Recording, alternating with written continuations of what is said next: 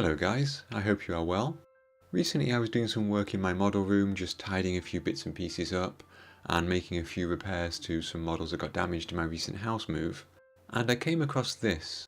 This is the second diorama I ever made when I got back into modelling, and I made this back in 2016, way before my YouTube channel, and I thought you might like to take a quick look at it.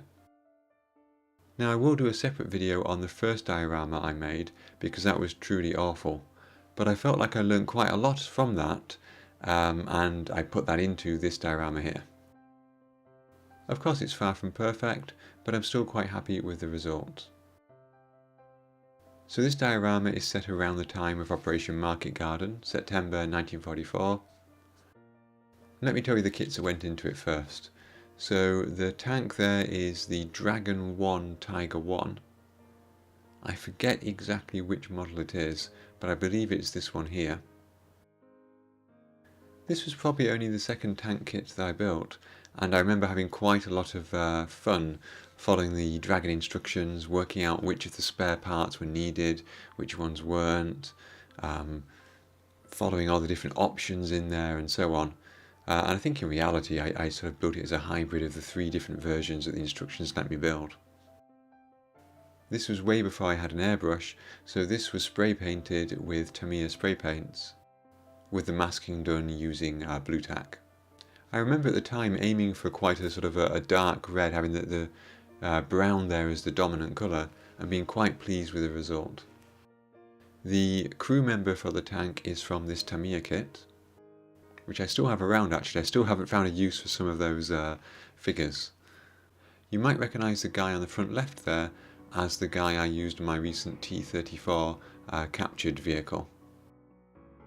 The other figures are from this Market Garden set by Mini Art, which as you can see has the 3 British paratroopers and the 2 German soldiers there. Now there are more than 4 German figures in my diorama, and I believe that the other figures came from this ICM Barbarossa set, and I simply didn't use the Russian prisoner that came there. The building is taken from this Mini Art Belgium village house, and it's just the left hand side of the house there you can see on the box art. In fact, I don't think I've ever used the right hand side. I think I've still got that in the stash somewhere. So yes, I was looking at this diorama and I thought, let's reflect on it a little bit and see what lessons I can learn from it and bring those into future models. And I thought the first thing I like about it is I like the sense of action. I like the fact that we've got some sort of movement here. We've got the 2 figures being patted down, and we've got the 3rd figure, the paratrooper there, being brought to them by those soldiers. It's quite hard sometimes to capture a sense of action in a diorama, I think. Certainly sort of gunfights and so on don't happen at the kind of close ranges typically that you'll see in a diorama. So we do get lots of figures of soldiers firing their weapons and stuff, but they tend to be firing sort of off the diorama into the ether, which kind of reduces the action. But I think here, quite happy with the way that the action works. It's also quite a few figures in quite a small space.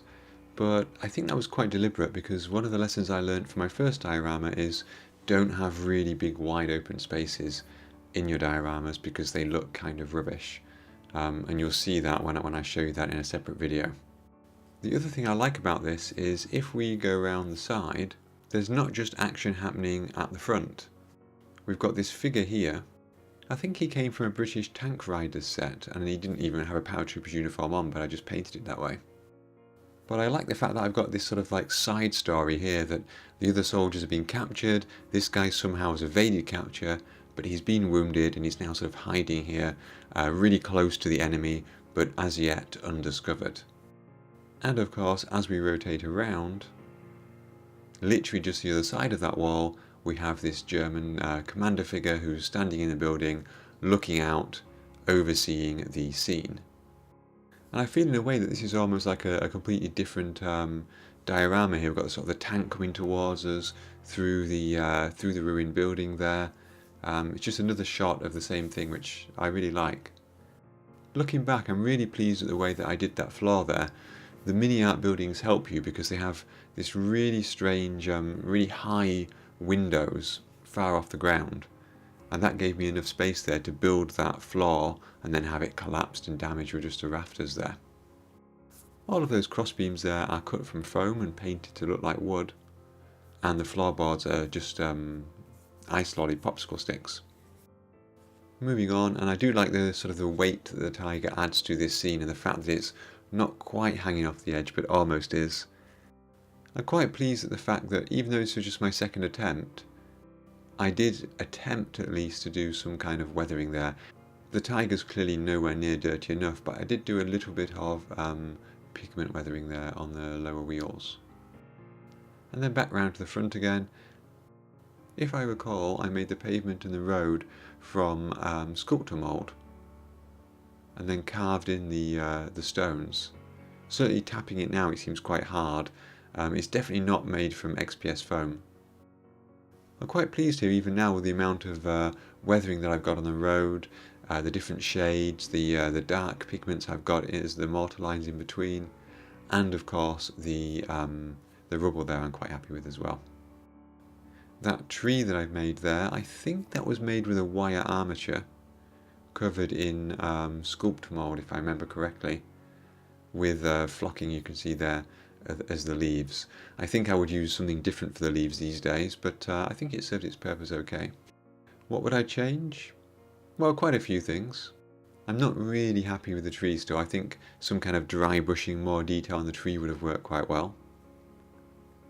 And although I like that sort of individual little vine that's growing up the tree there, and I've even put some ivy leaves on it or something, perhaps a bit more detail there, a bit more overgrown, a bit more undergrowth going on would be good. And there's not nearly enough weathering, I think, on the outside of the building.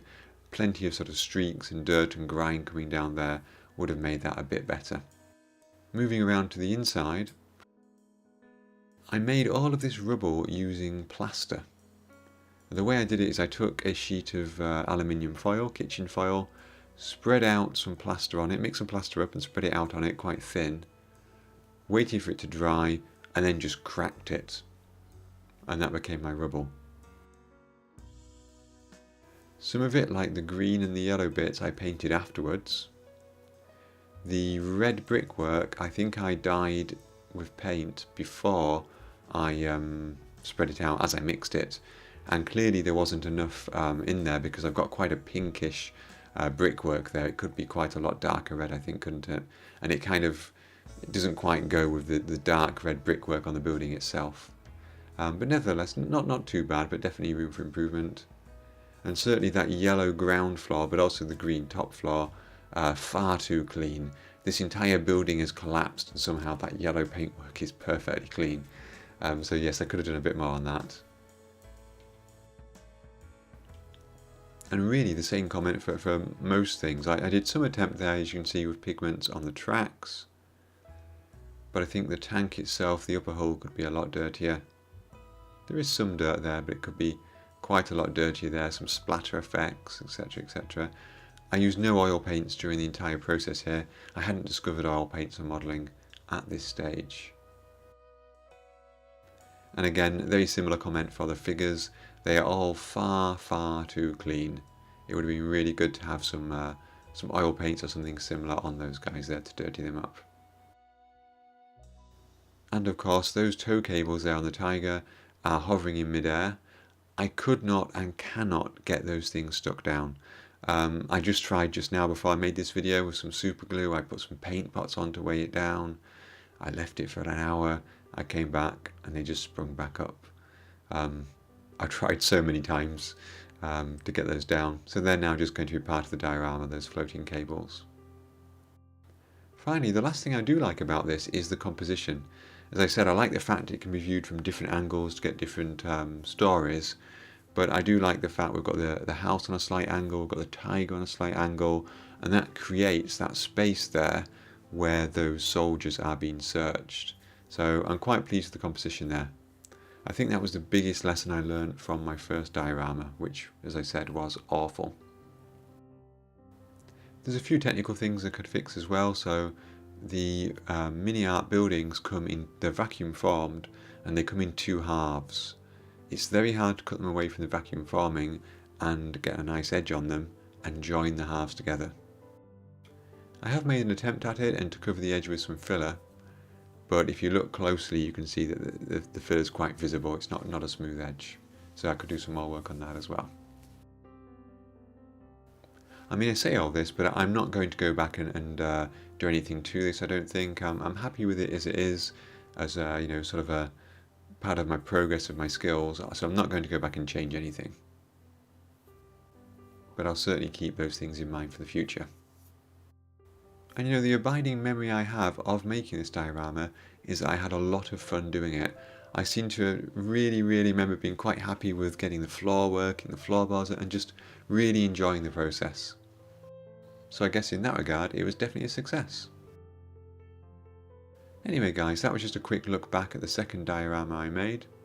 As I say, it was made long before my YouTube channel, so I thought you might like a look at it. Before I show you some final photos of this, I'd like to say thank you to all of you for watching, and a special thanks to my Patreon and YouTube members, and I'm going to leave you with a few photos of this diorama.